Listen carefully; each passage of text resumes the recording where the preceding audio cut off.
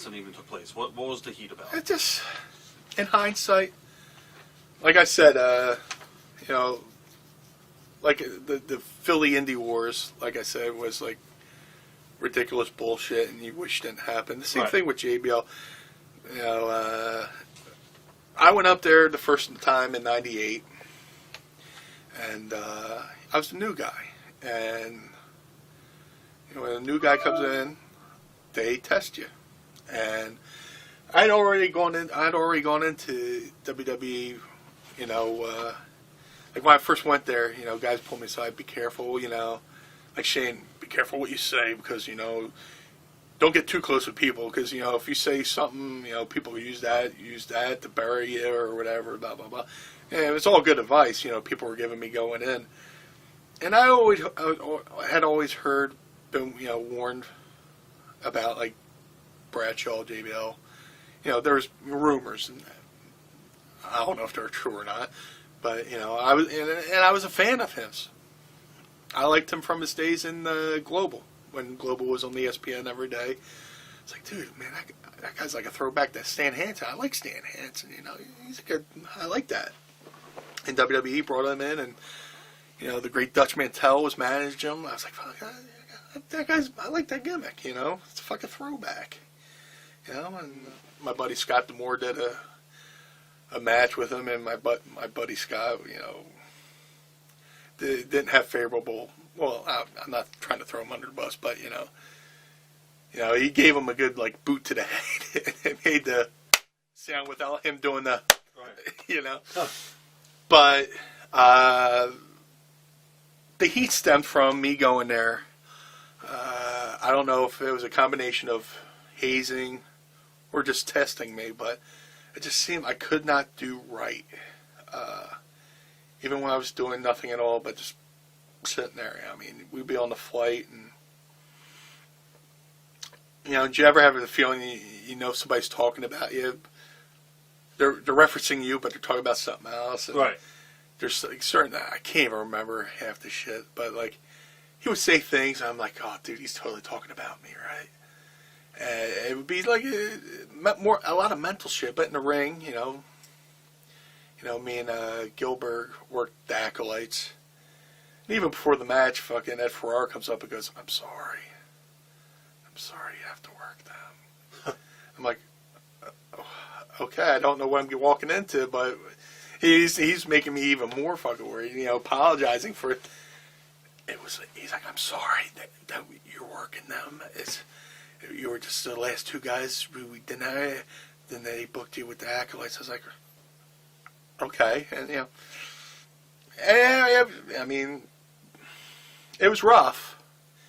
You know, I mean, I've been stiff before. I'm used to people being snug, but you know, fucking Gilbert blacked out twice during the match, and I'm like, oh shit, you know, and it's shit in the ring, you know, shit in the locker room, shit on flights, just, you know, shit's being said about you, but you don't want to fight back because, like I said, I had a mom and a grandmom to support.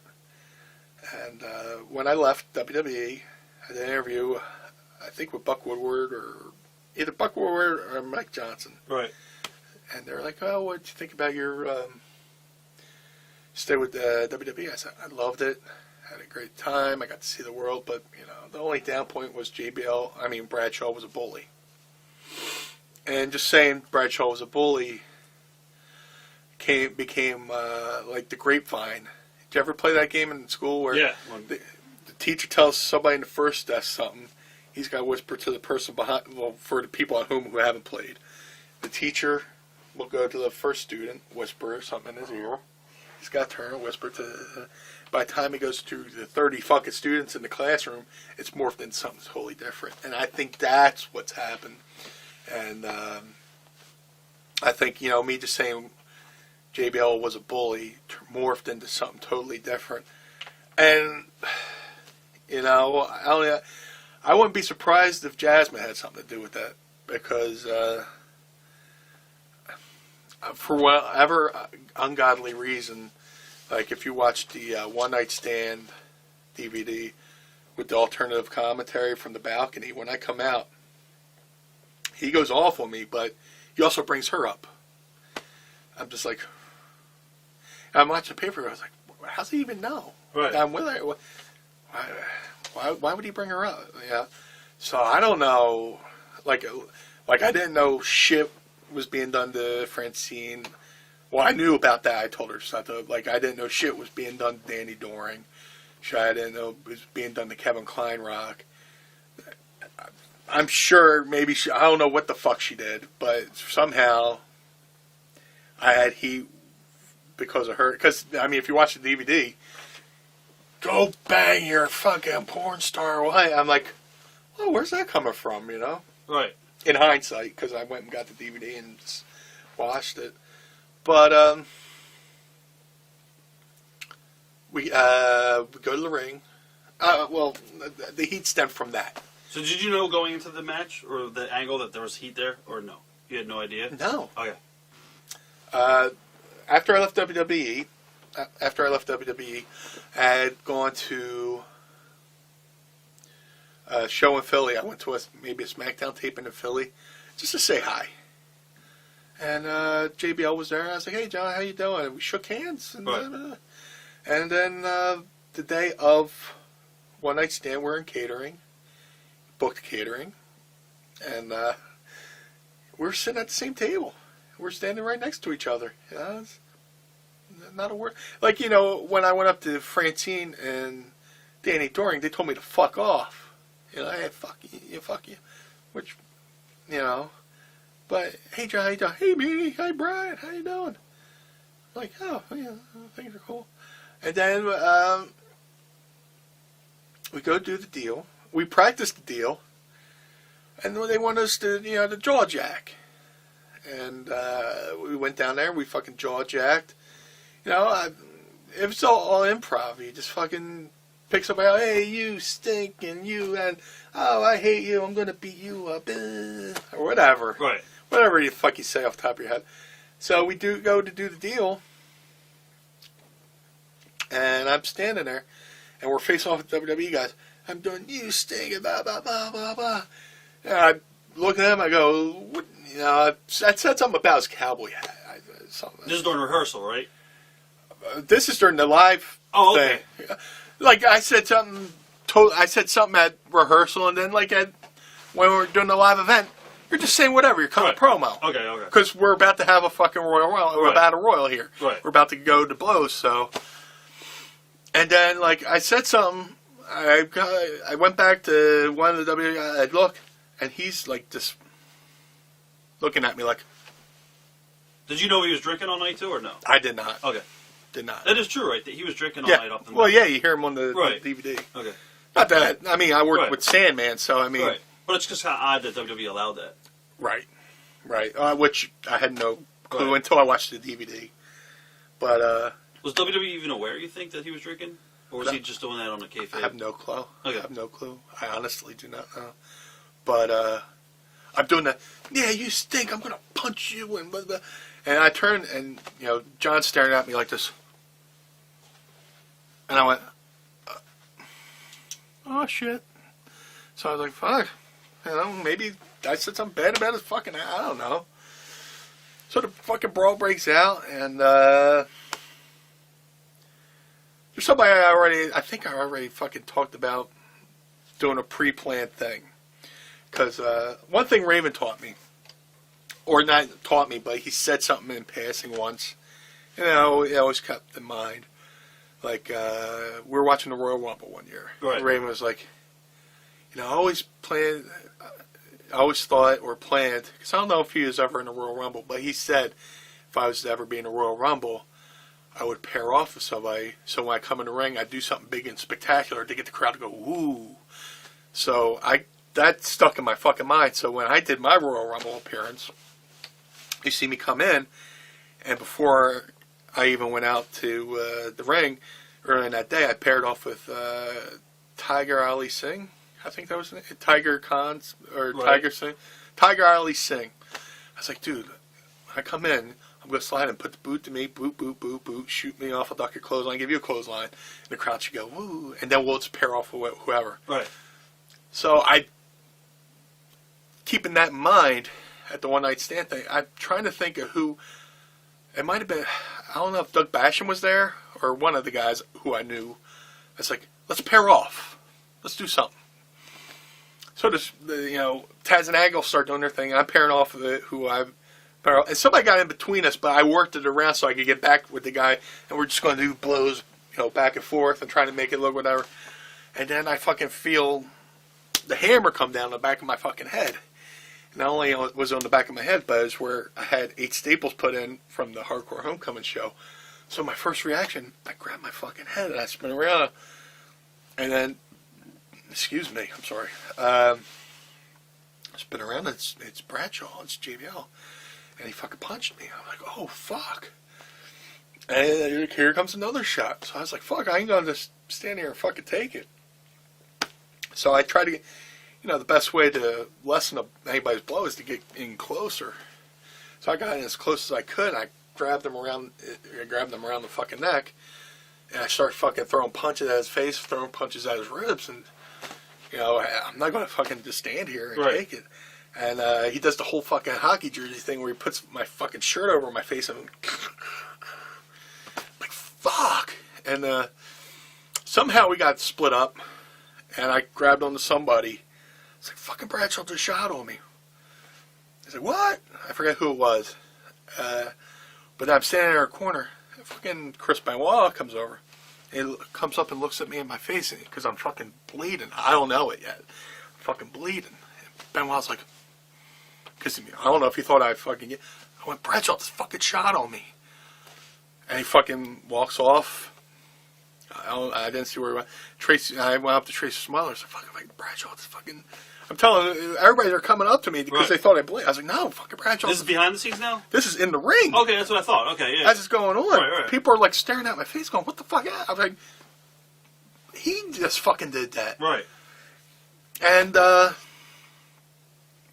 it just became a fucking blur. But if you watch the tape, you see Sandman fucking put the can around him, and Tracy Smothers comes up and Bubba pulls him out. But and then we did the whole deal with Austin and Bischoff, and they bring in the tub of beers, and I grabbed one beer to drink and one beer for my fucking eye. I'm just like, okay, woohoo! I did not steal horse it. I didn't call the cops or nothing like that. Beer right here, beer in the mouth, and then so what the fuck? I didn't come here for that. I came here just to have a good fucking time and see some friends and do the deal and go home, And then people start powdering off, and they wanted to have the last 2 people to be in the ring was, Tommy and Beulah. So I powdered off.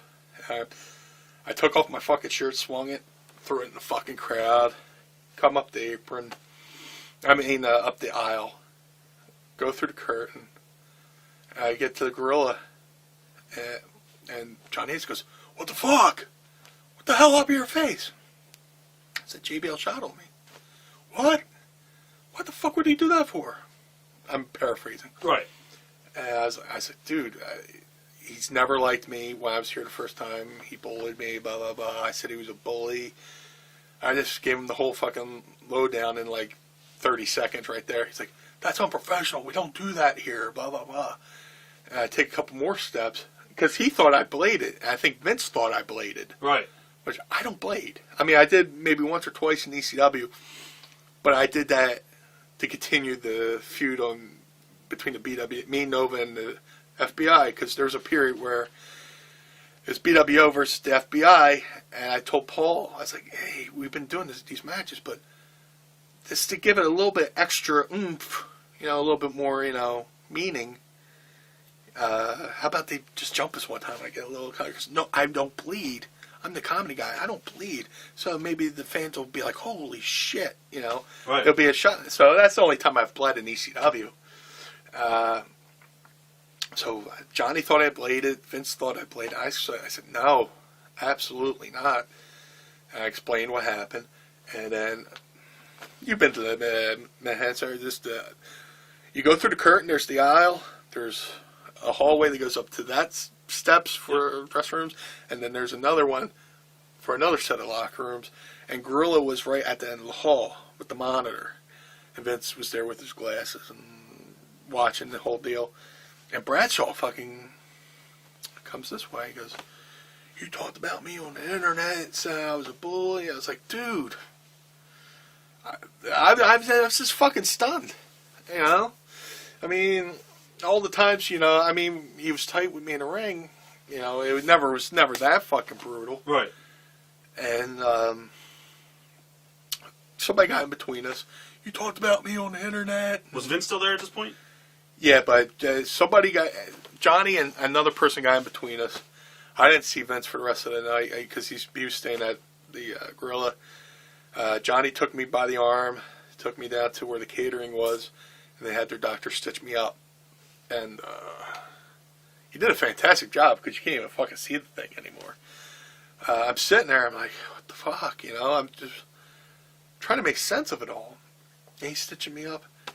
And out of nowhere, fucking Bradshaw kind of walks into the catering. I'm just like, you know, I'm getting stitched up. I'm like a security cam on. I'm just fucking following. And I go up. I was like, let me go get changed or whatever. And fucking one of the Hebners comes find me.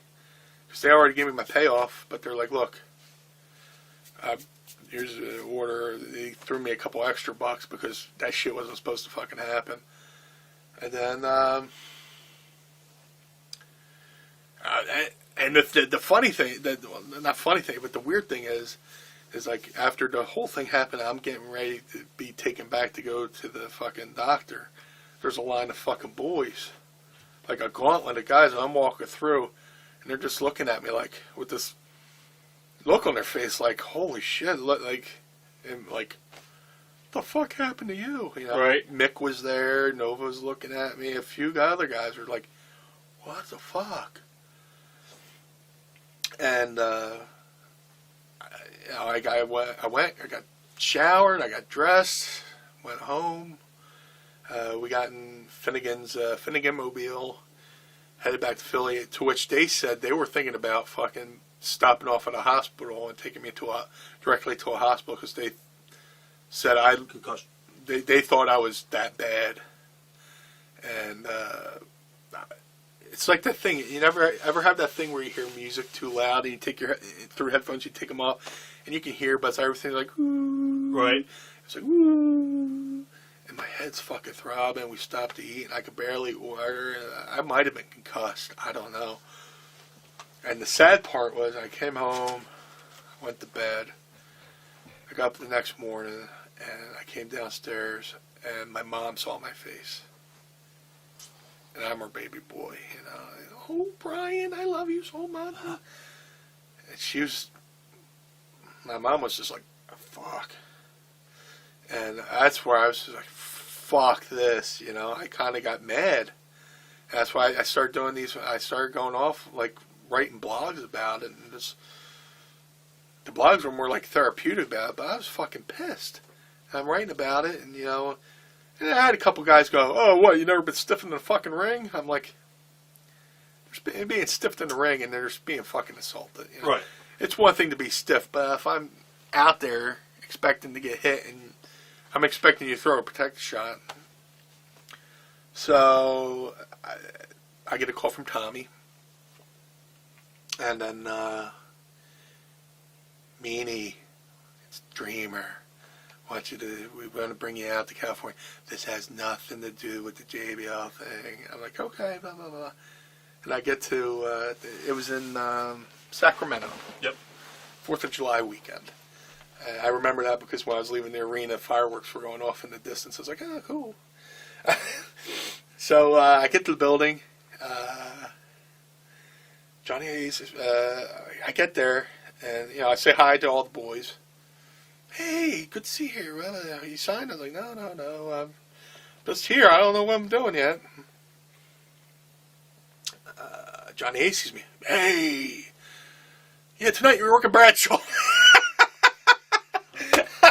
Trimmer's like, "Yeah, Meanie, this has nothing to do with Bradshaw." First thing out of fucking Johnny's mouth.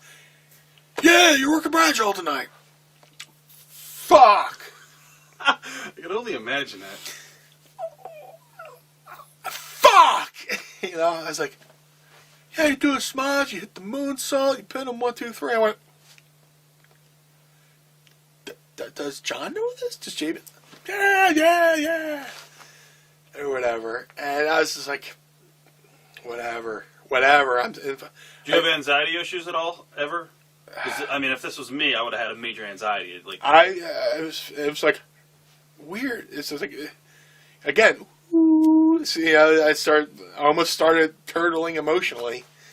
I go, Nova, listen to this shit. I told him, and I'm working Bradshaw tonight, and Nova went, he started cracking up. It's like, no, it's not funny. He's going to fucking kill me. Bradshaw's going to kill me. And we'll see what happens. We're hanging out, and Bradshaw shows up. And it was like a scene out of Jaws. I'm standing there in this circle of people talking. And Bradshaw's arriving to the building. He's walking by me. And you might as well just play the Jaws theme like doom doom doom doom doom doom doom doom doom doom doom doom. It felt like Jaws, like, and his fucking cowboy hat was the dorsal fin going past my fucking head. You know, it's just Jesus Christ. And that was like probably the most tense thing because I'm standing there. I'm just like this. You know, waiting for another shot. Time goes by, and Triple H comes up to me and goes, "You seem a little nervous." Well, yeah. Well, I'm working with fucking Bradshaw tonight, and I was told coming out here I wasn't. You know, we already see what he did to me. He's like, and Triple H goes, "Well, if he does it again, he'll be fired. You got my word." I was like, I respect that. And I was like, and he goes off, and he comes back a couple of minutes later, and they bring me into Vince's office. "Oh, Meanie, how you doing?" And he walks me in, you know, Vince is eating his big fucking steak, you know. right. And he's got a monitor right here. He's watching the early promos for Hogan Knows Best. You know, he's like watching a program. I'm standing right here, and he goes, "I'll be with you 1 minute. Go have a seat." You know, I go have a seat on one of Vince's couches. I'm like, this is crazy. I'm going to get beat up. So, Vince comes in. Triple H is there. Johnny Ace is there. I was like, look, I explained the whole thing. Because I explained it to Johnny, you know, I'd be at the One Night Stand pay-per-view in the girl position, but I didn't get a chance to talk to Vince. I was like, look, Vince, this is what happened, you know. You know, this had happened when I was here and back in, you know, 08, yeah, I think. 98, sorry. Confusing my decades to brain damage. 98, you know, this is what happened from 98 to 2000. You know, and I was like, you know, I was a fan of the guy. You know, I didn't get in the business for this. You know, if wrestling was a shoot, I wouldn't be in it, you know. And he goes, and I also, you know, took it as a personal moment to thank him for initially giving me an opportunity in the business. I was like, look, everything aside with JBL, you know, back in 98 to 2000, you allowed me an opportunity to give my grandma the best last 2 years of her life. And I owe you at least that debt of gratitude, you know, thank you, you know, wrestling's always been my life. Well, Meanie, that means a lot to me. And so I kind of had like a sappy, you know, after school movie moment with Vince, you know, thanking him for, you know, allowing me to give my grandma a peaceful farewell. So, Meanie, if John does anything, he will be fired, which was what Triple H says. Like, all right, I appreciate that. And we all stood up, we shook hands, and then eventually Bradshaw, JBL, comes up to me and goes, "Want to have a talk?"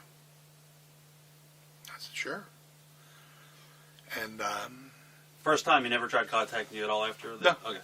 This is the first words we had spoken since he yelled at me in the right. real position that I had talked about on the internet. And I went, sure. And we walk off to find a place to talk. But, like, from where we were to where we were, it's like, it seemed like we were walking on forever. I was like, looking behind me. And I was like, the further we went, the less wrestling stuff, you know. When you walk into a WWE backstage area, you see signs, you know. Yeah. Kayfabe this way, gorilla position away, catering, Vince's office, blah, blah, blah, blah, blah. It's like a cartoon, you know, Albuquerque this way, blah, blah, blah, all these different signs, San Francisco. And we're walking, you know, and shit's fucking disappearing. I'm just like, dude, if I go into this room and there's plastic on the floor, I'm running. I'm not getting whacked like Joe Pesci and Goodfellas. You know? Right. We walk in. This banquet room, office, whatever. JBL locks the door behind him. Mm-hmm. You know, I take a big breath, you know, and turns around and goes, we either can fight or we can make money. It's like, well, as you can see, I didn't want to fight in the first place. And I'm not allergic to making money, so I'll make money. And he's like, look, you know, I don't hate you.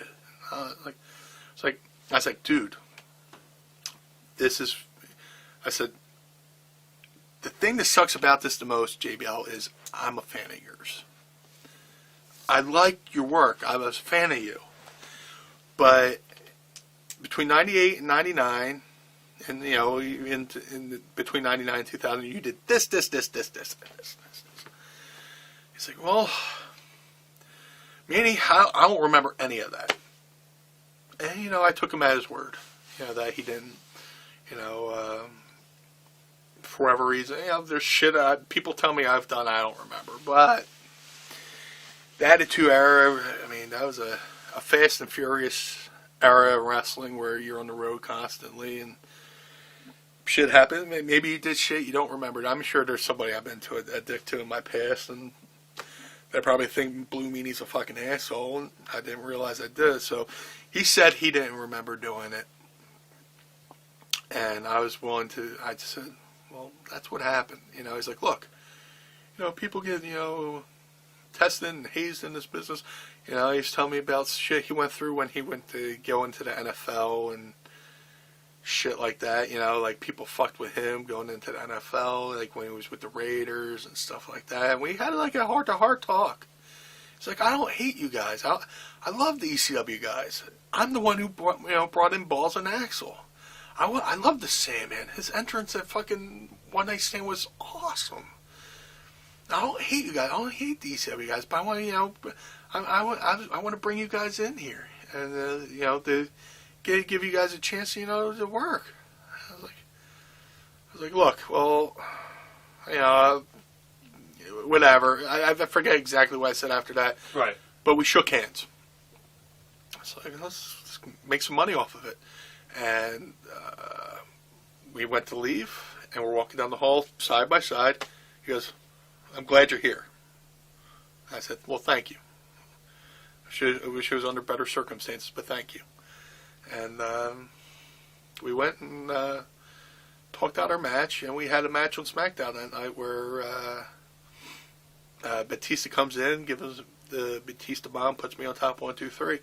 Originally, it was supposed to be like a 10-minute match, but anybody knows anything about WWE or the creative, shit gets chopped here and there. You know, when I was in WWF in '98, me and Goldust would be suited and ready at the curtain, about to go, and they're like, "Oh, we have to cut your segment." So, and at that SmackDown, we practiced the whole coming out in the limo thing. Right. We practiced the promo. We practiced the spray paint in the limo. And the funny thing, me, Stevie, and Nova are in fucking Bradshaw's limo. And we're sitting there waiting for the test run. Nova goes, can you believe any of this shit? Here we are in fucking 2005, or 2004, 2005. The BWO is still going and NWO is no more. And we just all had like a fucking, we were like, yeah, that's fucking weird. Huh. The BWO is still going and the NWO is, you know, right, not there, you know. And we had to laugh and we did the practice, and then, when, you know, that night. And the cool thing about the whole thing is, I didn't tell a fucking soul I was doing it. I'm one of those people that loves kayfabe. I believe in. Somebody hears a rumor, they love to run to their Facebook or their blog, and guess what I know? I get off on knowing something nobody knows because I like to watch the crowd react to something. So, like, the only person I told was my mom. That I'm going on a road trip to wrestle. I'll be back in a couple days. But I didn't tell anybody. And, after the tapings, I get back to Philly, and there's a couple messages on my voicemail. Brian, you in the WWE? What the? And everybody's like, what the fuck? And, some people didn't even know I went till, it aired. And, we had the match. Like I said, we were supposed to have, 8 to 10. It got cut down to, 5, something like that. And we pretty much just went right and straight into the fucking heat and, did the comeback and the pin. And, I got to hit him with the fucking meanie salt. And Stevie Hardway ate him with the fucking chair, which is fucking weird because, Stevie hit him with the chair. I hit the DDT. I climb up to the top, do the fucking moonsault. I cover him. I give him the fucking deep hook, the 1, 2. And he fucking kicks out. I look down. I got fucking blood on me. I'm like, I'm not fucking bleeding. And then it turns out fucking Stevie fucking hard-weighed him. And then, Batista put me on top of him. 1, 2, 3. As we rolled over, I said, thank you. And fucking got out of the ring, went in the back, and he got stitched up, and I got my ankle, taped up, because my ankle was still fucked up from the one-night stand hardcore homecoming weekend. And right. They brought me back for, about a month. The BWO, we did a mini feud with the Mexicals. Did you think they did that just so you wouldn't sue the company? People say that, and I was thinking, I was real loud. I was like, yeah, I'm going to sue, and I actually did talk to a lawyer. But, when you fucking calm down, you settle down, you go, you know what, is it worth it? Is it worth it? I mean, I might get a couple bucks here and there, right. But is it worth it? I hate the fact that, America's so litigious. That's a word, right? Yeah. Okay. Did any of the vets ever contact you and be like, yo, man, Al Snow or something? Without saying Al Snow, but an example, like a vet, say, oh, you should definitely go after the company. Yeah. Okay. 2 or 3. Didn't Mick say he would go on court with you or something like that? Okay. Yeah, and a couple other people were like, sue. If you sue, I'll testify for you. Right. And they were big, besides the one mentioned, there was a couple of big names that said, you should sue. And I probably could have, I might have won. But I think the way it worked out, I got to go back, have another run, which was already in the plans before the JBL thing. I had to make a couple bucks. Got to work a pay-per-view. I got some royalties. I got, back in the WWE fold. I'm in the fucking. I just got the new WWE encyclopedia and shit like that, which I'm sure I probably would. But I'm back. I went through 5 years of fucking hell between 2000 and 2005. Between when I got released. From 2000 to 2005 were the fucking dark years of my life, where I really could have easily just fucking said fuck it and checked out and became one of those wrestling fatalities. They could have gave me the 10-bell salute, and I would have been a footnote. But I said fuck it, I'll go back. I was already looking to get back in the fucking swing of things, and I got back in the fucking swing of things, and I got some work out of it, and I got some, and here I am in fucking 2013, still doing indies and doing stuff here and there, doing some acting, doing some movies. I'm gonna ask you about a lot of stuff with the indies after WWE. Yeah, indies, movies, and people can shit on me. There's the haters that, oh, you're irrelevant. But you know what? I'm doing what I love to do, and It's what I've wanted to do since I was 6 years old, since I saw Tony Green and Rick Martel lose the tag belts to Fuji and Saito. So, I hear you. you know, I'm glad it worked out. And the funny thing is, the closure to the me and JBL thing is we're fucking buddies now. We're Twitter buddies, you know. One day on Twitter, I was, you know, if I get like so many fucking people follow me, I go, oh, let me see who's following me. JBL's following me. I'm like, holy shit. I was like, is that really him? I went to, you know, because, you know, there's so many fucking imposters. And then some fan fucking addressed the elephant in the room, goes, am I seeing anything, or fucking JBL following the Blue Meanie? JBL goes, I love the Meanie. You know, his posts are hilarious. He's a good guy. I was like, hey, John, good to hear from you. Hope all is well. And I truly mean that. You know, we worked our shit out in 05 like men. JBL and the Blue Meanie worked out our shit in 05 like men. And in 2013, we still talk. He's doing great work with his charities, doing the 7 Summits for the kids. He's working with the kids down to Bermuda, getting kids off the streets, giving them activities, giving them a purpose in life. And he's doing great work.